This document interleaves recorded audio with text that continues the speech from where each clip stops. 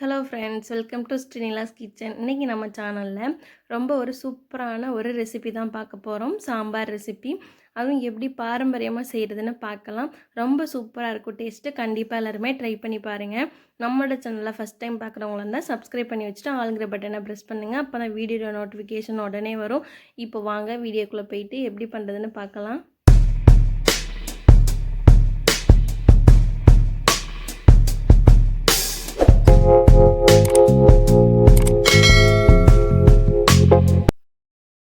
Pressure குக்கரில் தான் செய்ய போகிறேன் இன்றைக்கி. மெஷரிங் கப்பில் 1 கப் அளவுக்கு துவரம் பருப்பு எடுத்திருக்கேன். இந்த பருப்பை நல்லா தண்ணி ஊற்றி 2-3 டைம் வாஷ் பண்ணி எடுத்துக்கலாம். பருப்பை நல்லா 2-3 டைம் கண்டிப்பாக வாஷ் பண்ணி எடுத்துக்கோங்க. அப்போ தான் அதில் எந்த ஒரு ஸ்மெல்லும் இல்லாமல் இருக்கும். நல்லா வாஷ் பண்ணி எடுத்ததுக்கு அதுக்கப்புறம் நல்லா ஃப்ரெஷ்ஷான தண்ணி ஊற்றிட்டு சின்ன வெங்காயம் ஒரு கப் அளவுக்கு சேர்த்துருக்கேன். இந்த வெங்காயம் சேர்க்கும் போது தான் அந்த சாம்பார் ரொம்ப சூப்பராக இருக்கும். சின்ன வெங்காயம் இல்லைன்னா பெரிய வெங்காயம் சேர்த்துக்கோங்க. கூடவே 2 பழுத்த தக்காளியை கட் பண்ணி சேர்த்துக்கலாம். அதுக்கடுத்து இது கூடவே தேவையான அளவு பச்சை மிளகாய் சேர்த்துக்கலாம். நான் இன்றைக்கி 5 மிளகாய் சேர்த்துருக்கேன். உங்கள் காரத்துக்கு தகுந்த மாதிரி மிளகாய் சேர்த்துக்கோங்க. அடுத்து இது கூடவே நல்லா 6-7 பல்ல பூண்டு இந்த மாதிரி இடிச்சிட்டு சேர்த்துக்கோங்க. அரைக்கக்கூடாது, இந்த மாதிரி இடிச்சிட்டு சேர்த்துக்கோங்க. அப்போ தான் வாசனையாக இருக்கும்.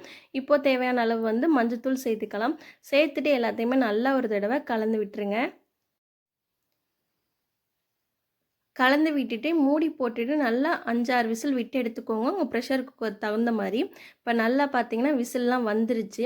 இப்போது இதில் இந்த தண்ணியை மட்டும் வடிச்சிட்டு நம்ம பருப்பை ஃபஸ்ட்டு கடைஞ்சி எடுத்துக்கலாம். தண்ணியோடு சேர்த்து கடைய முடியாது. இந்த மாதிரி தண்ணி ஒரு பாத்திரத்துக்கு ஊற்றிட்டு பருப்பை அந்த மாதிரி மத்து வச்சு கடைஞ்சி எடுத்துக்கோங்க. எது வேணாலும் வச்சு இந்த மாதிரி கரண்டி வச்சு கூட கடையலாம். இந்த மாதிரி நல்லா கடைஞ்சி விட்டுக்கோங்க. அப்போ தான் பருப்பு நல்லாயிருக்கும். மிக்சிலலாம் அரைக்கக்கூடாது. பருப்பு நல்லா 1-2மா தெரிகிற மாதிரி இருக்க மாதிரி பார்த்துக்கோங்க. அப்போ தான் டேஸ்ட்டு ரொம்ப சூப்பராக இருக்கும். அதுக்கடுத்து நம்ம ஊற்றி வச்சுருக்கோம் இல்லையா தண்ணி, இந்த பருப்பு தண்ணி, அதையும் இது கூடவே சேர்த்துக்கலாம். இது கூடவே சேர்த்துட்டு அதுக்கப்புறம் காய்கறிகள் நீங்கள் என்னென்ன காய்கறிகள் விருப்பப்படுறீங்களோ அது எல்லாத்தையுமே சேர்த்துக்கோங்க. நான் இன்றைக்கி கேரட், பீன்ஸ், அவரைக்காய், கத்திரிக்காய் இது எல்லாமே சேர்த்துருக்கேன். நீங்கள் விருப்பப்படுற காய்கறிகள் எல்லாமே சேர்க்கலாம். காய்கறி சேர்த்துட்டு நம்ம விசில் வைக்கணும்னு தேவை கிடையாது. ஏன்னா காய்கறி விசில் வச்சா ரொம்ப குழஞ்சி போயிடும். அதனால் நார்மலாகவே நம்ம குக் பண்ணி எடுத்துக்கலாம். காய்கறிகள்லாம் சேர்த்ததுக்கு அப்புறம் பார்த்திங்கன்னா காரத்துக்காக நான் இன்றைக்கி ஒரு 3/4 டீஸ்பூன் மிளகாய்த்தூள் சேர்த்துருக்கேன்.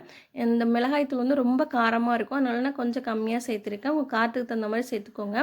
1 டேபிள் ஸ்பூன் பார்த்திங்கன்னா மல்லித்தூள் சேர்த்துருக்கேன். நான் எந்த ஒரு சாம்பார் தூள் அந்த மாதிரிலாம் எதுவுமே சேர்க்க கிடையாது. இது கூடவே நல்லா ஒரு கையளவு உப்பு சேர்த்துருக்கேன் தேவையான அளவு. இப்போ சேர்த்துட்டு எந்த அளவுக்கு தண்ணி தேவையோ அந்த அளவுக்கு ஊற்றிக்கோங்க. எங்கள் வீட்டில் எல்லாருக்குமே தண்ணியாக இருந்தால் தான் சாம்பார் பிடிக்கும். அதனால் நான் இன்றைக்கி கொஞ்சம் அதிகமாக தண்ணி சேர்த்துருக்கேன். உங்களுக்கு திக்காக பிடிக்கும் அப்படின்னா அதுக்கேற்ற மாதிரி தண்ணி சேர்த்துட்டு நல்லா இந்த மாதிரி கலந்து விட்டுருங்க. இந்த மாதிரி கலந்துட்டு நம்ம ஒரு மூடி போட்டு இந்த காய்கறிகளை வேக வச்சிடலாம். ஒரு 10 நிமிஷத்துலேயே பார்த்திங்கன்னா நல்லா கொதிக்க ஆரம்பிச்சிருச்சு. இப்போ சரியாக 10 நிமிஷத்துக்கு அப்புறம் பார்த்திங்கன்னா காயெல்லாம் ரொம்ப சூப்பராக வெந்து வந்துருச்சு. இப்போ இதில் நம்ம புளிக்கரைசல் சேர்த்துக்கலாம். புளிக்கரைசல் முன்னாடியே சேர்த்துடக்கூடாது. காய் ஓரளவு ஒரு 75% குக் ஆனதுக்கு அப்புறம் தான் சேர்த்துக்கணும். இப்போ சரியாக 1 கப் அளவுக்கு பார்த்திங்கன்னா புளிக்கரைசல் சேர்த்துருக்கேன். இது கூடவே நான் அன்றைக்கி மாங்காவும் சேர்க்க போகிறேன். 4 பீஸ் பார்த்திங்கன்னா மாங்காய் கட் பண்ணி சேர்த்துருக்கேன். மாங்காவும் இது கூடவே சேர்த்துருங்க. ஏன்னா புளி சேர்த்து ரொம்ப கொதிக்க விடக்கூடாது. இது ரெண்டுமே சீக்கிரம் நமக்கு ரெடி ஆகிடும். மாங்காவும் பார்த்திங்கன்னா சீக்கிரம் வெந்து வந்துடும். இப்போ இதை மறுபடியும் ஒரு 5 நிமிஷத்துக்கு கொதிக்க வச்சு எடுத்துக்கலாம். மாங்காய் சேர்த்து புளி எல்லாம் பார்த்திங்கன்னா நல்லா கொதிச்சிருச்சு. இதுக்கப்புறம் நம்ம இதை இன்னொரு பாத்திரத்தில் மாற்றிட்டு இதே பேனில் தாளிச்சிடலாம். தாளிக்கிறதுக்கு பார்த்திங்கன்னா ஆயில் சேர்த்துருக்கேன். ஆயில் நல்லா சூடானதும் ஒரு டீஸ்பூன் கிட்ட கடுகு, ஒரு டீஸ்பூன் வெந்தயம், 1 டீஸ்பூன் பார்த்திங்கன்னா ஜீரகம் சேர்த்துருக்கேன். தாளிப்புக்கு இது 3மே சேர்த்துக்கோங்க. ரொம்ப ஒரு வாசனையாகவும் சூப்பராகவும் இருக்கும்.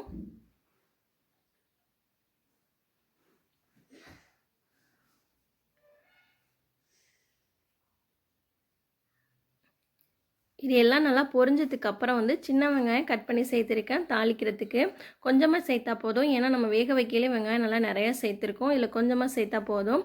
சேர்த்துட்டு நல்லா அந்த மாதிரி கலந்து விடுங்க. இது கூடவே நல்லா ஃப்ரெஷ்ஷான கருவேப்பிலை சேர்த்துக்கோங்க. இது கூடவே நான் பெருங்காயம் ஆட் பண்ணேன். எனக்கு அந்த கிளிப்பு மிஸ் ஆகிடுச்சு. கட்டி பெருங்காயம் சேர்த்துக்கோங்க. கட்டி பெருங்காயம் சேர்க்கும்போது ரொம்ப சூப்பராக இருக்கும் சாம்பாருக்கு. ரொம்ப ஒரு வாசனையாகவும் இருக்கும். இது கூடவே மிளகாய் ஒரு 3 மிளகாய் சேர்த்துருக்கேன். மிளகாய் உடச்சி போடாமல் இந்த மாதிரி முழுசாக சேர்த்துக்கோங்க. அப்போ தான் ரொம்ப நல்லாயிருக்கும்.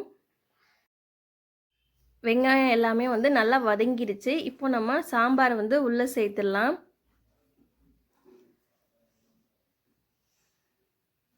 ரொம்ப சூப்பராக இருக்கும் டேஸ்ட்டு. கண்டிப்பாக அந்த மெத்தடில் ட்ரை பண்ணி பாருங்கள். இது சேர்த்துட்டு ஒரு 5 நிமிஷம் கொதிச்சா போதும். ரொம்பலாம் கொதிக்க விட வேண்டாம். ஏன்னா எல்லாமே ஆல்ரெடி குக் ஆயிடுச்சு. இந்த மாதிரி கொதிச்சதுக்கு அப்புறம் நம்ம கடைசியாக மல்லி இலைகளை தூவி நம்ம அடுப்பை ஆஃப் பண்ணிடலாம். இப்போ வந்து நல்லா கொதிச்சிருச்சு சாம்பார். இப்போ நல்லா ஃப்ரெஷ்ஷான மல்லி இலைகளை சேர்த்துக்கோங்க. இருந்தால் சேர்த்துக்கோங்க, இல்லைன்னா ஸ்கிப் பண்ணிவிடுங்க. ஒன்றும் கட்டாயம் கிடையாது. சேர்க்கும்போது வந்து ரொம்ப ஒரு வாசனையாக இருக்கும், அவ்வளோதான்.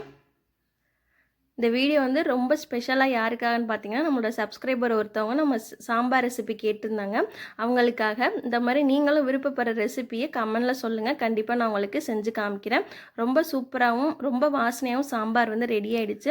இந்த வீடியோ உங்களுக்கு பிடிச்சிருந்தா லைக் பண்ணுங்கள். உங்கள் ஃப்ரெண்ட்ஸ் அண்ட் ஃபேமிலிக்கு வந்து ஷேர் பண்ணிவிடுங்க. நம்மளோட சேனலை இதுவரை நீங்கள் சப்ஸ்கிரைப் பண்ணாமல் இருந்தால் கண்டிப்பாக சப்ஸ்கிரைப் பண்ணி வச்சுக்கோங்க. இந்த வீடியோ ஃபுல்லாக பார்த்த எல்லாருக்கும் ரொம்பவே நன்றி. தேங்க்ஸ் ஃபார் வாட்சிங்.